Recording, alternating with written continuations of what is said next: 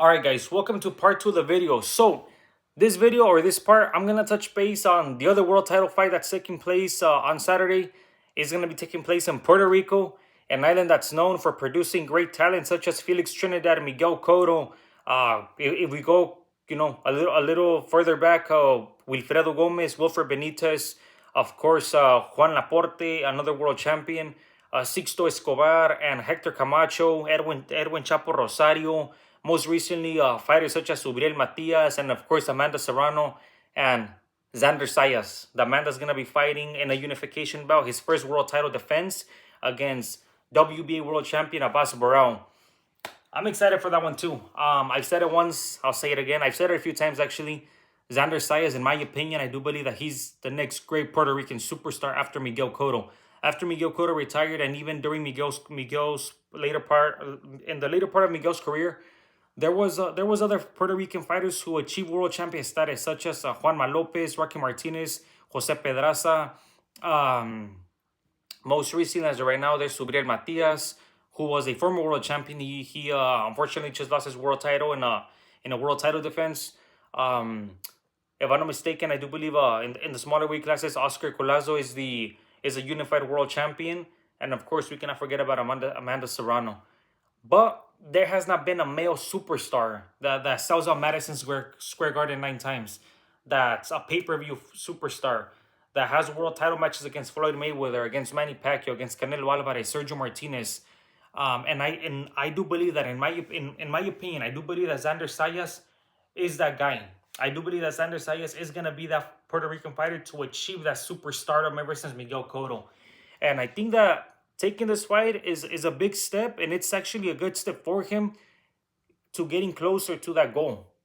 Um, in his weight class right now, it's a weight class that's stacked of full of talent. It's fully stacked with talent. We have Virgil Ortiz, Joran Butsenes, Sebastian Fundora, Bakram Murtasalif, the IBF champion, and of course we have Xander Sayas himself and Abbas Barao.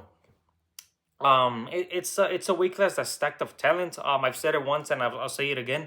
In my opinion, I believe it's the most stacked weight class as of right now with the most talent. All these fighters are in their prime. They're either undefeated or at the very best, or they're either world champions. Um, Taking this fight, I'm gonna explain why I believe that this is the right move. Abbas Barao is not the most known fighter, and he's not the youngest fighter either. He's not old. He's not past his prime. He's 31 years old. Xander Sayas is the longer fighter, the taller fighter. I think he's the more clever fighter with the better skill, the better ring generalship. I think he has better footwork and also has better boxing foundation. I've seen him fight a few times. I've seen both Abbas Barao and Xander fight, and that's why I believe that Xander has the better boxing skill, the better boxing ability, the better ring generalship. He tends to use the ring a little more. He has a better jab than Burrell. And I do believe that Zayas is overall the better boxer. I know that Burrell has a big amateur background. He's got a big amateur pedigree. But in my opinion, I've seen Burrell fight, and he likes to, bang on the inside. I don't think Zayas is going to allow him to. And we've seen Zayas put fighters down with body shots. Zayas is great at using feints up top to go to the body. He's great. He's great at maneuvering and using his jab. And I do believe that for that main reason, he is gonna beat Barrel. I do see him being the victor in this fight, and that's gonna give him the name of a unified world champion in that weight class. It's gonna help him gain experience. He's only 23 years old. I'm making his first world title defense in a unification match, and he's fighting at home. So I do believe that this was the right moment, the right move for him, and an amazing job done by his team, by his promoter, by his manager. Getting him this fight against another world champion, Abbas Barao has nothing to lose and everything to gain.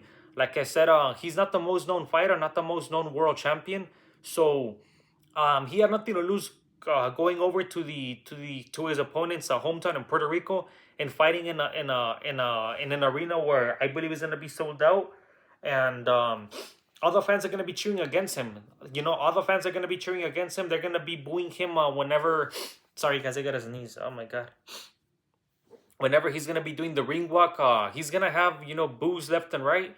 But I think that, like I said, already being 31 years old, he got elevated from interim status to full champion once Crawford Crawford decided to vacate the title to move up to 168, and fighting in Germany for most of or I don't think he's ever fought in the States, or maybe fought a few times in the States, and if he did it, they were not big events. So I do believe that it's gonna be. We're also expecting the best version of Baraou, but in my opinion, like I mentioned, I do think that it was the perfect move for Zayas. I do see him being the victor in this fight. I don't think he's overlooking Baraou by any means. Baraou is gonna be coming to win because, like I said, a victory over Zayas would only elevate his status as well to secure bigger fights against Virgil Ortiz, against even maybe against Bakram, the IBF champion, or against Sebastian Fondora, maybe even Jerome Boutsenis tries to force the WBA, given the fact that now Boots is the interim champion of the WBA. He tries to force the WBA to, secure his mandatory world title shot. So if Baraou is able to pull off the victory, it's only gonna benefit him as well to bigger paydays, bigger fights. So I know that we're gonna expect the best version of Baraou too, but in my opinion, like I said, I got Xander Sayas pulling up the victory, and using clever boxing and securing a victory, and giving himself the name of a unified world champion, gaining that experience at such a young age, and then on to bigger and better things. Maybe I'll fight against Virgil Ortiz. Maybe a fight against Sebastian Fondora. We don't know. So I'm excited for that one too. I'm gonna tune into both. What I explained in the previous video, I'm gonna tune into the Teofimo versus Shakur fight, and also to the Zayas versus Baraou fight. I was in Puerto Rico a couple weeks ago, and man, I'm not regretting going at the time that I did, but I wish I would have stayed there a little longer to be there just in time, or to be there the sufficient time to be able to attend the Zayas versus Baraou fight, to be able to attend a boxing match in Puerto Rico. I guess you could say if I would have known a little sooner before booking my trip, I probably would have booked it closer to the fight date, so I can go ahead and attend the event live. But hey, I didn't. I think I booked the trip a little too in advance. I enjoyed my trip by all means, but I'm gonna be tuning in regardless. I'm gonna tune in to watch these fights Saturday, and I expect everybody to tune into both. You're not gonna want to miss either fight. Both fights are gonna be great boxing matches, and you're gonna have a great night watching both. That was it for this video, guys. I hope you guys enjoyed both parts.